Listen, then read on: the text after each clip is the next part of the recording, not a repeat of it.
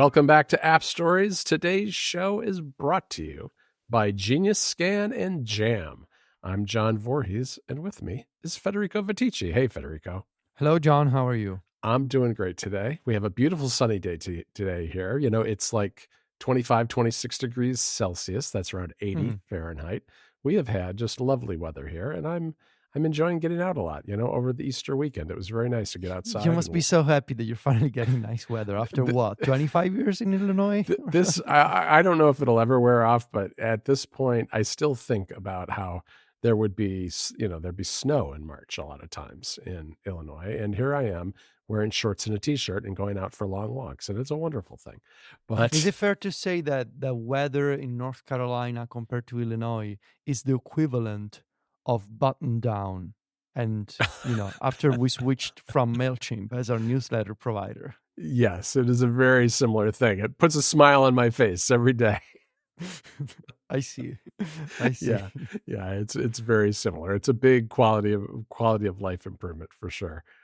All right. Well, you know what? During our pre-show today for App Stories Plus listeners, we talked all about time tracking and some, you know, an update on how we deal with time tracking between me and Federico. And if you're interested in hearing a little bit about that, you can join Club Mac Stories Premier, because App Stories Plus is one of the many perks that Club Premier members get, or you can subscribe just to App Stories Plus. If you're interested in the club, just go to plus.club. And if you're interested in just App Stories Plus, go to appstories.plus. Super simple. Okay, Federico, let's dig in, because today we're going to talk about whether the app world is ending. Are we heading into a post-app world? That's the question on the table today. So how did you come up with this idea for the post-app world? Yeah, this all came to me as I was thinking more about the DOJ's complaint against Apple, and in particular, an article I read in the Harvard Business Review about super apps and whether they are coming to the US, which is an article that I thought was very interesting and in many places very wrong, but it did raise some, it was food for thought. And, you know, super apps are apps like WhatsApp, which are very popular in China for a lot of reasons we'll get into, but they tend to be apps that have a lot of different diverse functionality within them. So it might be, you know, a payment system coupled with a ride service thing, coupled with food delivery, coupled with, I don't know, your calendar and messaging and all sorts of different things, all tied into one app. And the reason the DOJ seems to be very into super apps, you know, they claim that Apple is suppressing them as part of their antitrust case. And the reason that the DOJ seems to be so into them is that there's this notion that if you create super apps that are based on things like web technologies, there are like an abstraction layer sitting on top of iOS that you can bring with you to whatever OS you're using on a mobile phone, whether it's Android, whether it's iOS. All you need to do is download your super app, sign in, and you've got all your functionality there, and the OS doesn't really matter. So from the DOJ's perspective, that's pro-competitive because it makes it reduces the tie-in to the OS. Now, I've written about this, and we can talk about it a little bit more in the details, but it kind of, for me, it raised in my mind a couple of other things that seem to be pointing towards potentially a post-app world. One is AI chatbots, things like the Rabbit, which is that little gizmo that Teenage Engineering designed that works with Perplexity, I believe, that allows you to string together various web services and just ask the AI to do things for you. And that is being marketed very directly as a device for people who are tired of poking at all those apps on their home screen, which I think is pretty weak sauce as far as marketing goes, but it is how they're doing it. And then we also have the browsers out there that are trying to act as your OS, whether it's Arc and how they deal with web services, or something like Sigma, which is also kind of bringing in an AI layer and that sort of thing. But, I think all these things together potentially point at people being tired of apps, or companies at least, trying to convince people that they should be tired of apps so that they can do an end run around apps and Hmm. perhaps, provide some sort of other functionality. The thing in that Harvard Business Review article that I thought was sort of interesting was there's this notion of app fatigue, and people are tired of having to be logging into a bunch of different apps and moving from one app to the other. And I'm not convinced that that's a real thing, but that seems to be where their pitch for super apps is, which is a little different than like the DOJ. But you kind of take all this stuff together, and it does seem to be a bit of a theme that's running through a lot of these different tech services these days. Hmm. This episode of App Stories is brought to you by Genius Scan. Genius Scan is just like having a document scanner in your pocket. Have you ever needed to scan a document when you're away from home? Well, Genius Scan can help you with that. Place a document in front of your device's camera, and Genius Scan will automatically recognize the paper against the background, crop it, and clean up the results. You get a crisp, legible, multi-page PDF every time. The app is regularly featured by Apple and has an average star rating of 4.9 on over 1 million ratings, which is an incredible number. Plus, the app has been continuously updated since 2010. The most recent update added things like even better edge detection, curvature correction for when you're scanning books, and it will now automatically detect documents in your photo library to make it easier for you to clean them up. All of these features work using neural networks, which is something that Genius Scan has been doing for a very long time, not just because AI is the new cool thing. Plus, it's a privacy minded app. They don't have third party ads, and they dropped Google Analytics, Firebase Analytics, and have invested in paid solutions that are fully GDPR compliant, like Telemetry Deck and Sentry, which they're confident don't do anything shady. Genius Scan is perfect for a wide range of users. Anybody who wants to go paperless or who needs an ad hoc scanning solution, be it students scanning notes, doctors scanning prescriptions, pilots scanning airplane documentation, truckers scanning paperwork, salespeople scanning contracts on the go, you name it. Genius Scan is perfect for both personal and professional uses.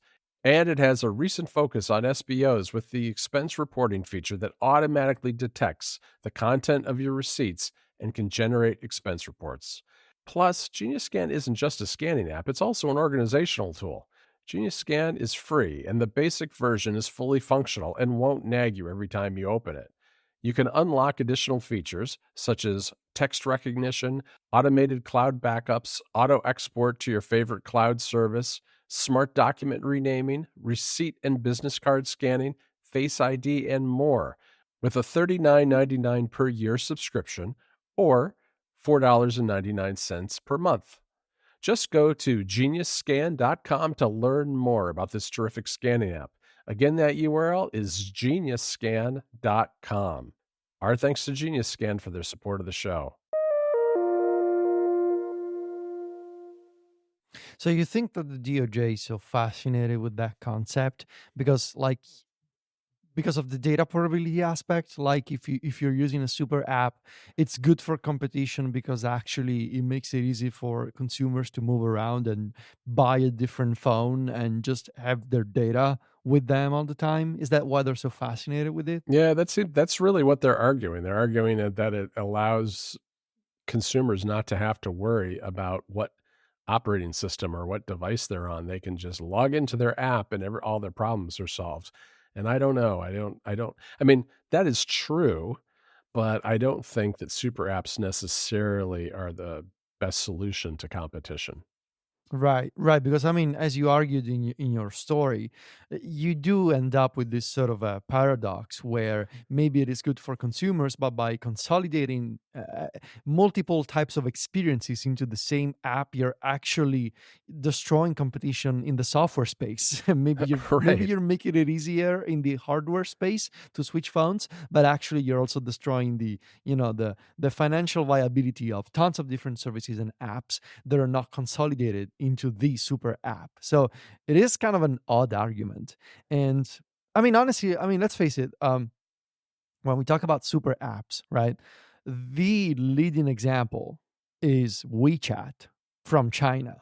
And that is the type of super app that folks in China, they use for everything. I mean, it started Right. as I mean, it's right there in the name. It started as a text messaging app, sort of alternative to WhatsApp, but it now encompasses things like shopping and getting your medical records and booking appointments and purchasing stuff and booking rides, like all sorts of experiences sort of glued together by your WeChat identity. And so I'm guessing that a lot of folks, including the DOJ and Elon Musk, are fascinated with the idea of the super app as this sort of all encompassing experience. I mean, Elon Musk literally said that's what he wanted to turn Twitter into by Right. doing X with, questionable results so far. But there is one big problem, in my opinion, that all these folks who are pointing to WeChat are sort of maybe glossing over, intentionally or not, which is WeChat is effectively an extension of the Chinese government.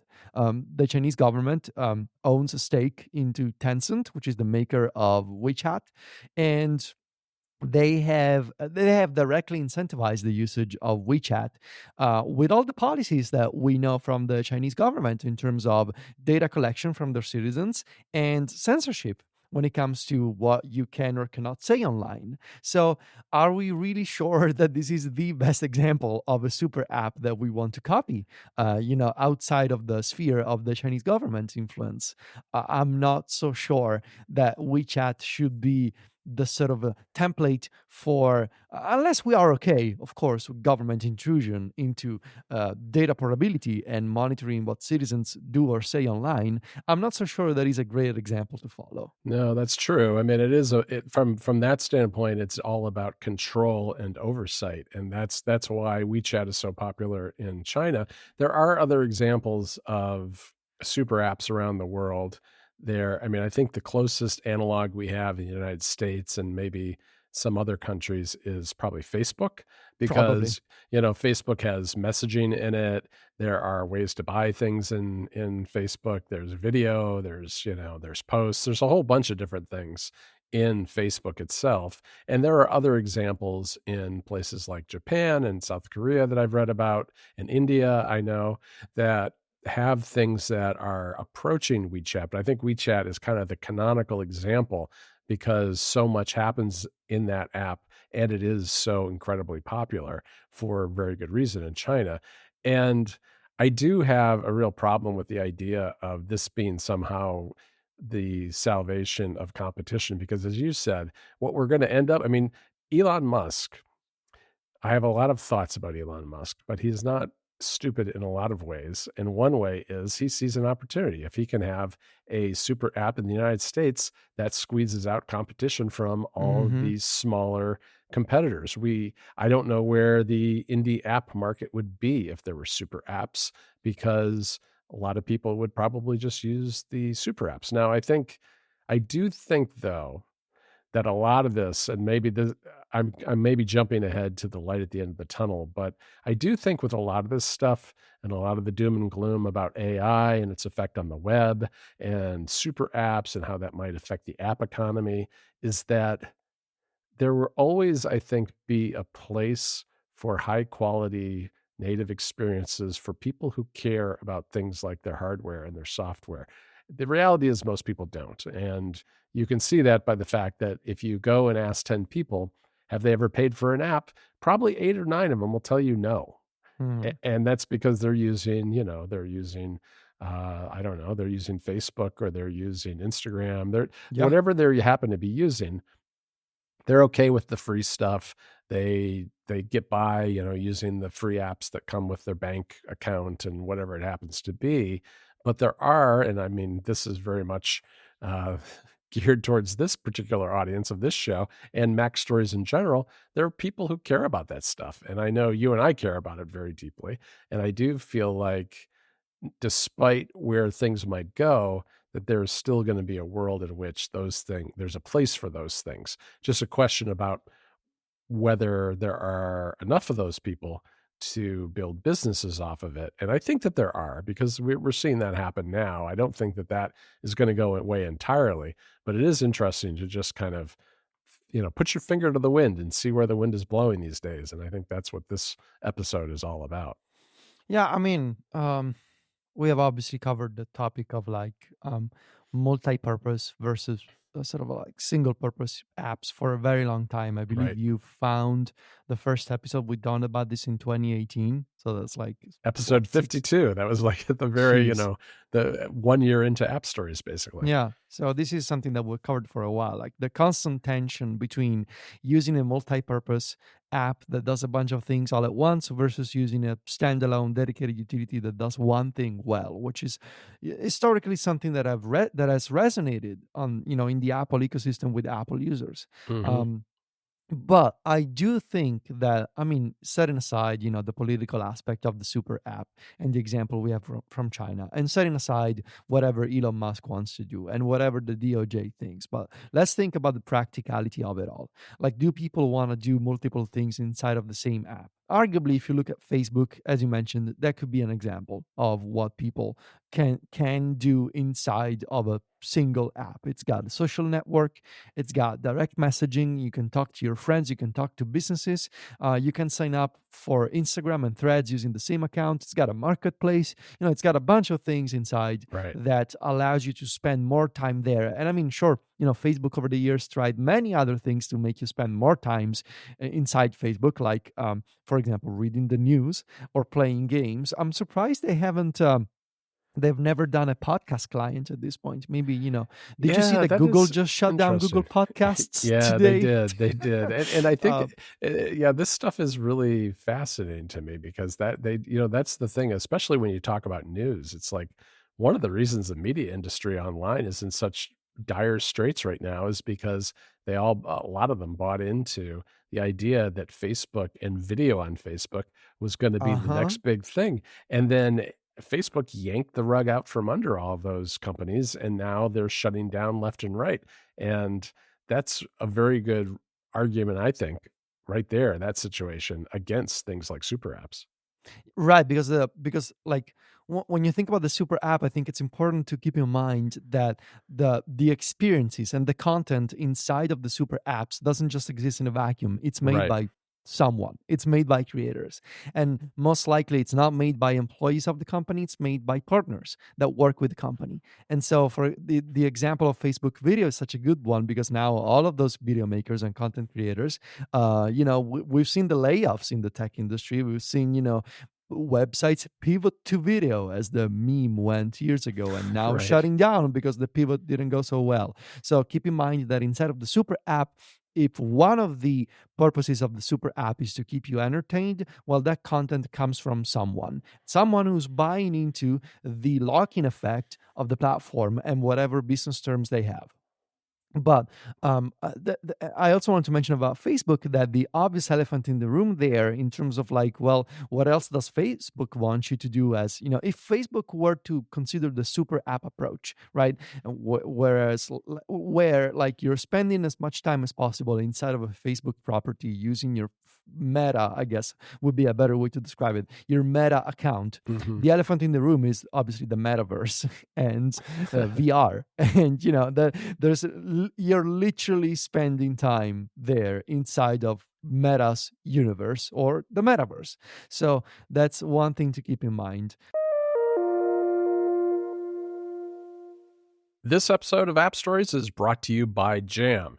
If you're a web developer and you work on a team, you know that sometimes your teammates send you bug reports with very little context. Often it's just a text description with no screenshots, console logs, or user ID. And instead of fixing it, you have to go to the person who made the ticket and hunt down all the right information, or go back and forth over weeks in the ticket comments to find out if it was a local storage API, the response from a network request, cookies at the time zone, or whatever it happens to be. And you end up being really frustrated trying to figure out what went wrong.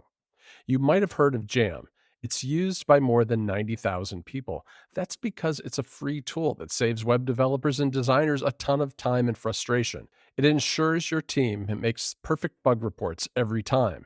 They literally can't do it wrong. It automatically includes a video of the bug, console logs, network requests, and information you need to debug, including things like their internet speed. It even automatically lists the steps to reproduce the bug. It's also super easy to get your teammates to use Jam because it's just a Chrome extension. When they see a bug, they just click on the button and right away it creates a ticket in your issue tracker. So you can save time for them and it saves you a lot of hopping on calls and meetings to debug. If you're a web developer and you would rather spend your time writing code than responding to comments in your issue tracker, send your team to jam.dev. Again, that's jam.dev, or just click on the link in the show notes. Our thanks to Jam for their support of the show. The other aspect of this that I want to talk about, like in practical terms. So let's say that maybe the post app world is not something like WeChat, it's not something like Meta, where you're signing up for an account and suddenly you have a bunch of different experiences that are all glued to that account. But let's say that the future is something more like talking to an AI, right? Mm-hmm, So mm-hmm. you're not necessarily using the computer, and by computer, I mean your phone or literally a computer. You're not using the computer as you've used it so far, which is you open it up, you see a desktop or a home screen, and then you see a bunch of icons in a dock or in a grid, and you click on them and you jump back and forth between the launcher, which is the home screen, and the experience, which is the app. Let's say that the primarily sort of a connective tissue between you and the computer is an artificial intelligence that you talk to in some form or another. Maybe you literally speak to it, or you type to it, or you gesture to it, whatever. Right. And the intelligence gives you the data and the experiences you're looking for. And so obviously ChatGPT could be an example today, although a very primitive one. You have to go to a website, and sure, you can use ChatGPT. We've read the stories of students using ChatGPT to write essays, to do their homework, to do the research. You install some plugins and it could become a search engine. It could become integrated with your task manager. And so there you are abstracting the app out of the equation, and you're using and you don't even have the primary launcher interface. You don't have a home screen. You don't have a dock. Your primary interface is your communication with the AI, and the experiences, they all get sort of abstracted within the interface of the AI itself. And I think Right. that is potentially an interesting conversation about a post app world where all of the manual jumping back and forth and launching that we do these days, it could be as abstracted away by something that presents you with data that comes from somewhere, but by and large you don't see it. Yeah, I think you're right, except that in some respects, I don't think it's that different than the super apps because when you think about it, there is obviously a cost to jumping between apps, all the, poking around and going back out to a home screen and then back into another app and that sort of thing.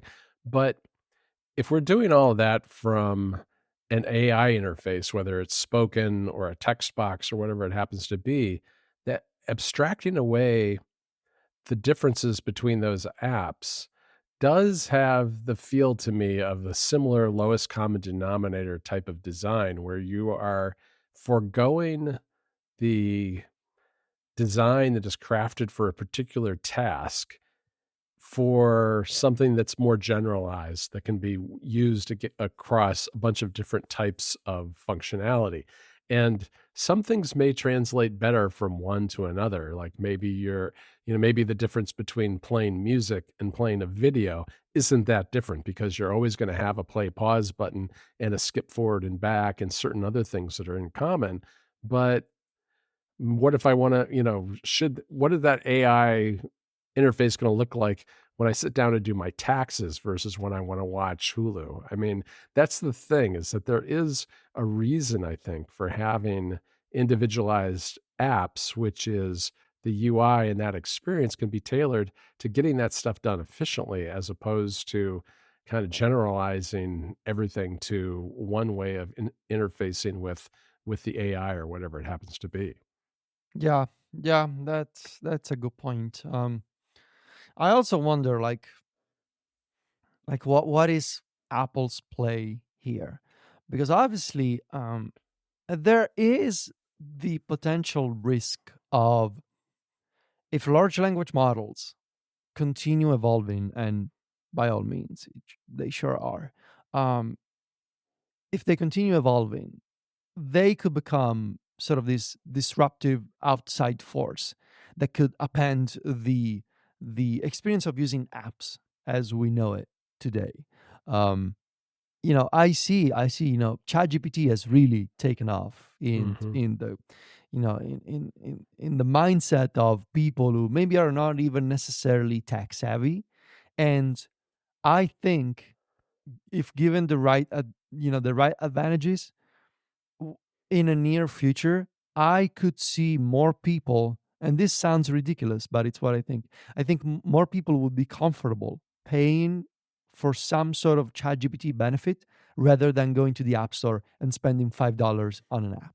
There's a bigger issue there, which is, it's really hard to get people to pay for apps because that Right. ship has sailed for a lot of companies for a lot of reasons. But I think that's where we are today, and if you think about it, you know, I think it's interesting to consider why Apple may or may not embrace this potential future of going post apps, in the sense that you you still have apps as data sources by and large on your phone, Right. but you don't interact with them as you do today. They may do it, imagine like a Siri with generative AI features and, support for multimodal inputs. So you can talk to it, you can write to it, you can engage with it in a variety of ways. Um, and maybe that Siri has some kind of data storage, right? So you can save your conversations, you can create notes and save them in Siri.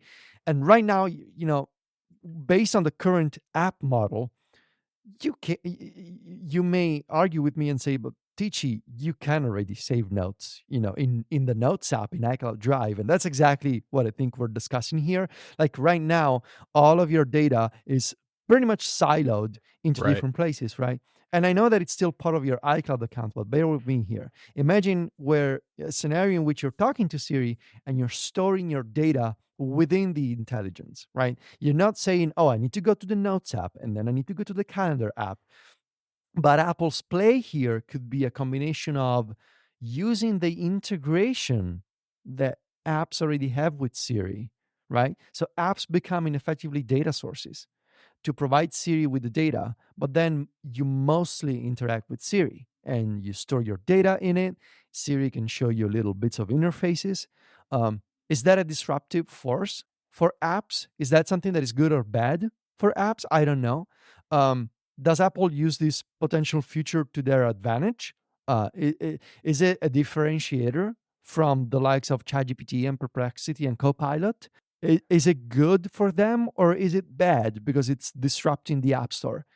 I Right. don't think I have answers to that, but I think it's a really interesting future that is entirely, I think, at this point, made possible by the existence of a large language model. Yeah. Because before large language models, we had to use our fingers to tap on icons and navigate, and now we can use this different system. Yeah. I agree. I tend to agree with you. I think that where we're heading is kind of a hybrid model. And I think there's a really fine distinction that we're kind of dancing around here, which is we're talking about AI and how it interacts with data versus apps, which are designed. And I think that they're very closely related things.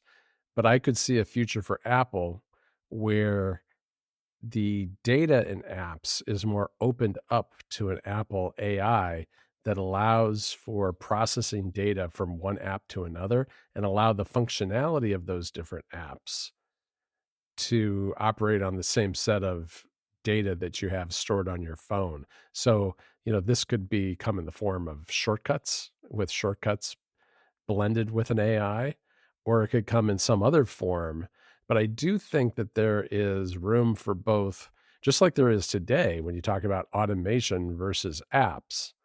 There's still room for an AI to process your data and for an app to have more of a specialized experience for particular tasks. It may be fine for you to use the AI to access your contacts so that you can send me a text message or an email or call me on the phone, but and not have to go into those individualized apps. But if you're doing something more specific, like you're trying to balance your books, you might want to go into a spreadsheet, or you might want to Mm-hmm. go into some kind of bookkeeping software. You know what I mean? Yeah, yeah, I think you're right, and I think what I'm trying to say is that if we are going to see a change, and if we are going to see this sort of post-app world, I think that will become possible, at least on Apple platforms, um, because there will be a change in the interaction system. I think that is the thing Right. I keep thinking about. Rethinking the home screen and rethinking, when we think of apps, we think of the icon grid, right? And you think of a dock, and you think of an icon grid, and you think of Windows on a computer. But I think if there's a single aspect that makes me imagine a post app world, it is the interaction paradigm itself. It's the talking to an AI, whether it's Siri or something, or Copilot on your PC, or something else on another type of device. But it's the model sort of interpreting your request and presenting you with data that comes from an app. But I think it's, if anything, it's the home screen that's ripe for change, probably right now. And I think we are onto something. Not to pat ourselves on the back, but this is actually happening in It front of is. us. And you It look at is. what the X shortcuts folks, Ari and the team are doing at the what's the name of the company that they're launching? Oh, Software Incorporated, Computer that's Software right. I Incorporated. think, yeah. And my prediction, they will be back at Apple before too long. Oh, that's possible.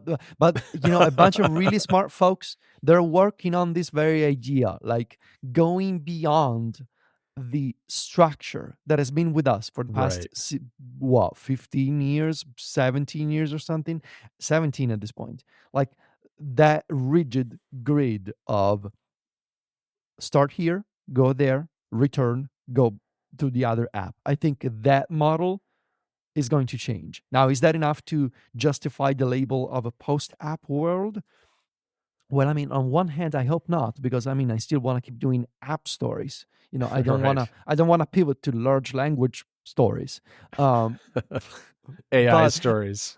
but I think there's something there to the idea of changing the interaction to go beyond the app. But maybe there's still behind the scenes. There's still apps that just perform a different function. Yeah, I agree. And I think that there are opportunities here to do more to make apps more interoperable.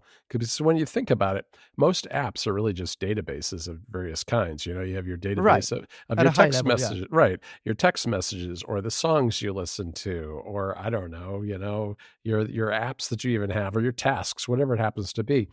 And they're silos by and large right now. There's the share sheet, which I think needs to have an overhaul, and that could be part of this process as well. And shortcuts, which allows you to automate things with app intents between them. And I think both of those are partial solutions, but I Mhm. think we're rapidly moving to something a little more deeply integrated than that. And I hope Apple's part of it, and I do think that there's still room for, as I said, apps themselves in the future. But we are seeing a shift, and I think that we're going to see a new way of apps working together as a result of it.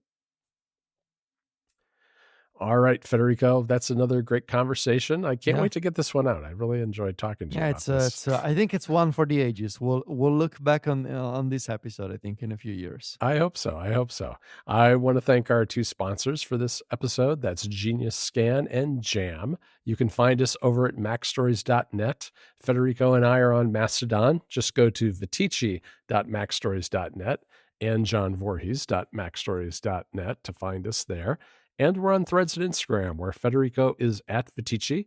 That's VITICCI. And I'm at John Voorhees. JOHN VOORHWS. Talk to you next week, Federico. Ciao, John.